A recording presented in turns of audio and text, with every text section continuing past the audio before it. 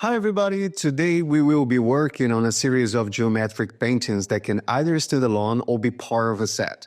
But before we begin, let me show you something. Here is an abstract geometric piece. Now take a look at this other one. It is the same design, the same colors, but this one was hand painted. Which one do you like better? It's all about personal taste and style, but for me, the handmade picture has more character, personality, and sense of humanity. Both artworks add color and interest to a space, but in my opinion, the second one has something extra, a depth and warmth that the first one doesn't quite capture. And that's what we are aiming for today. But before we start, let's work on our sketches. To start, we will create a grid. I love using grids because they help organize the elements on the canvas. And in compositions like this, they provide a structure and unity. You can simply mark the rows and columns with a Sharpie. They don't need to be perfectly square, but try to keep them consistent. If you're feeling confident, feel free to draw directly on your canvas. However, if you're just starting out, sketching first on paper is a good idea.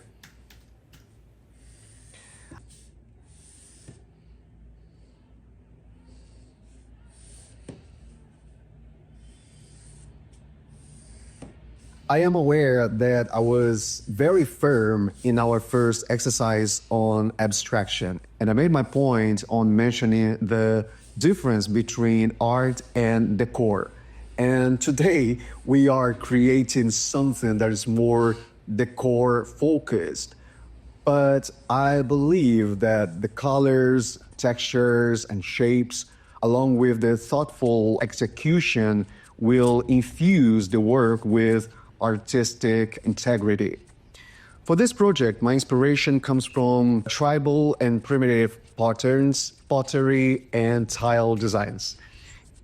Once I have sketched the design, I number the sections where the colors will go.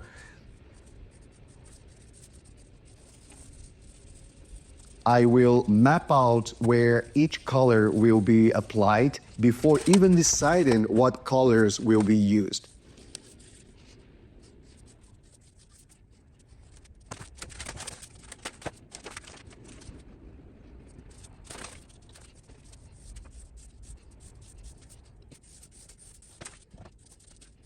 Now it's time to start painting.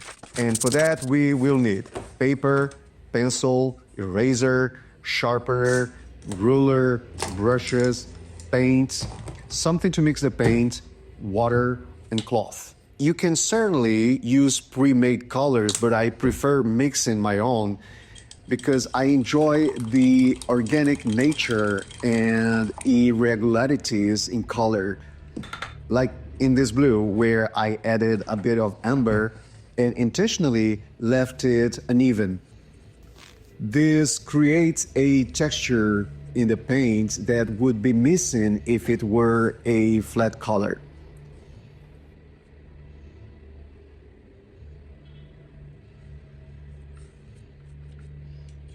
For this type of work, flat, soft brushes are ideal.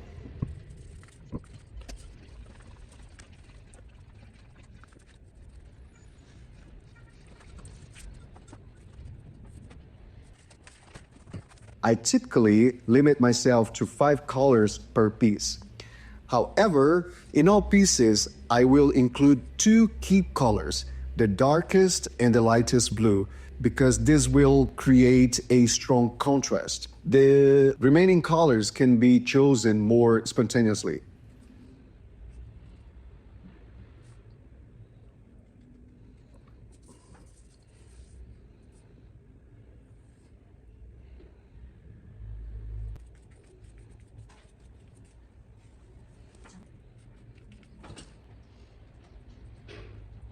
As you can see, I am simply following the template that I created earlier.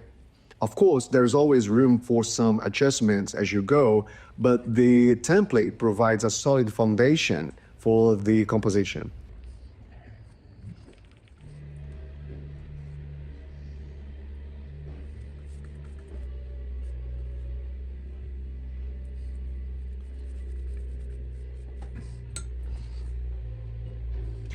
I decided to create 12 pieces, but you don't have to make as many. However, if you choose to create a series, I recommend using at least 2 colors in every piece for the sake of consistency. For this project, I am using an A3 acrylic paper, but my advice is to go as large as you can.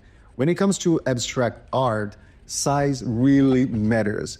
A small painting might work for figurative art, but when you're working with abstraction, the bigger, the better.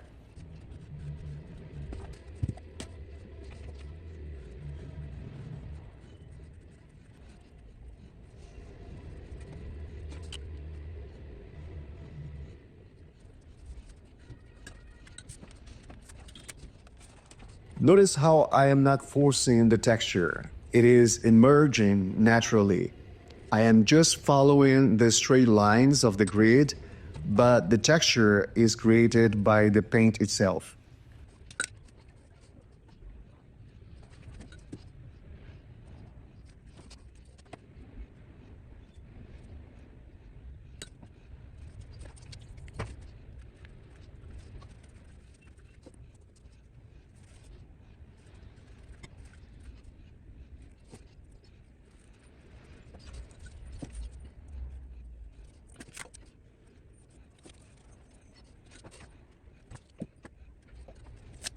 Each piece took me about 10 to 15 minutes to complete. However, you can spend as much time as you like to perfect the edges and create a more even texture, if that's what you're looking for.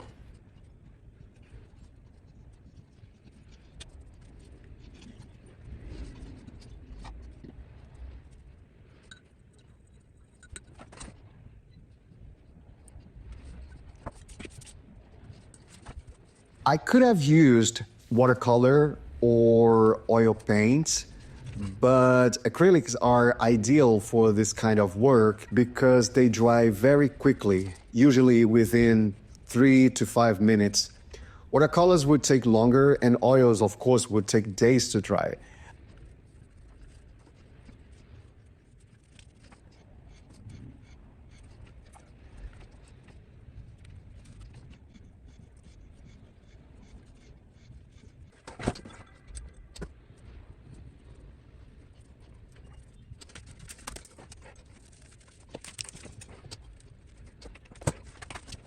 Bear in mind that acrylics colors get darker when they dry.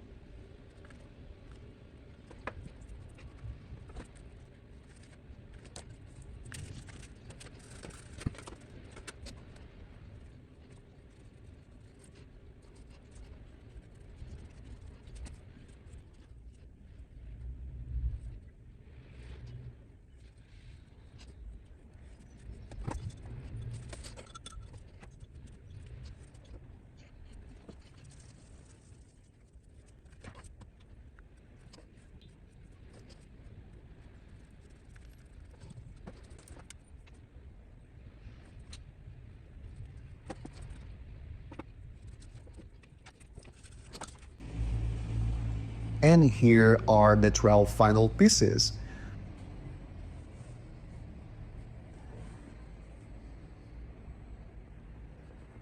I am really happy with how they turned out.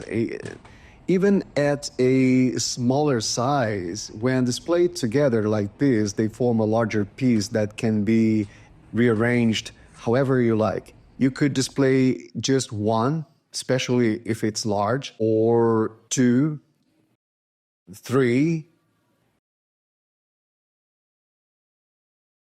five, even 12. The beauty of this kind of abstraction is that it is very flexible. It's all about the mood you want to create in the space. I hope this exercise has inspired you to create your own abstract geometric pieces.